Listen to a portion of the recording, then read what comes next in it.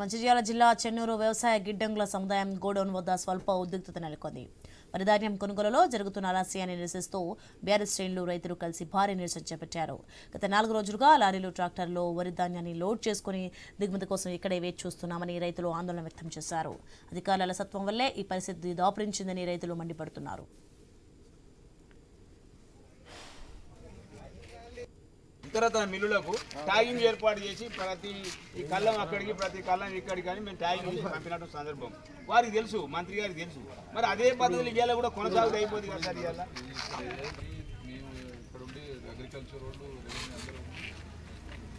మీరు కష్టపడతారు, మీ డ్యూటీ కాకుండా ఎక్కడ వాళ్ళని ఇబ్బంది పెట్టి కాకపోతే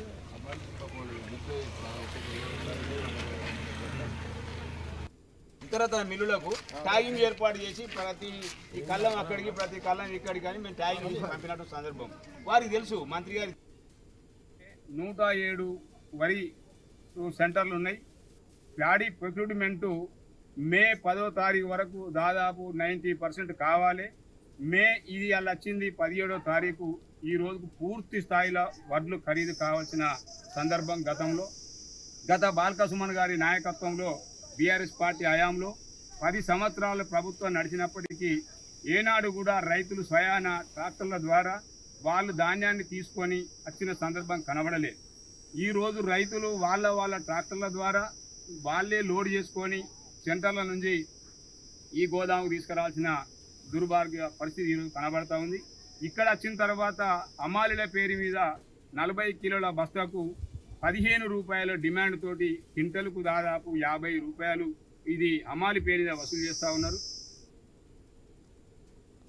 చెన్నూరు నియోజకవర్గం ఎమ్మెల్యేగా గెలిచిన 10 ఓట్లతో మంత్రి ఎమ్మెల్యే గెలిచినావు. నువ్వు ఒక రాష్ట్రాల మంత్రి అయినావు.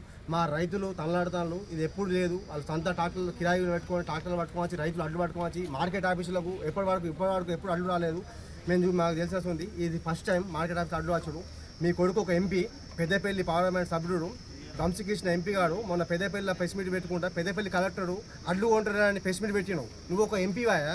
నువ్వు అధికార పార్టీ అనివి. నువ్వు ఒక కలెక్టర్ మీద ప్రెస్ మీట్ పెట్టుకోండి, కలెక్టర్ తీసి ఇంకో కలెక్టర్ పెట్టుకో. అధికార పార్టీవి. మీ అయ్యే ఒక రాష్ట్ర మంత్రి వాడు విజయ్కు నువ్వు ఒక ప్రెస్ మీట్ పెట్టి కలెక్టర్ అడ్డు కొంటారు, మేము హెచ్చరిస్తాను. కలెక్టర్ మీద ప్రెస్ మీట్ పెడతావా? నువ్వు ఒక ఎంపీవా? నువ్వు ఏంటిది ఎంపీవి ప్రశ్నిస్తావా అధికార పార్టీ నుండి?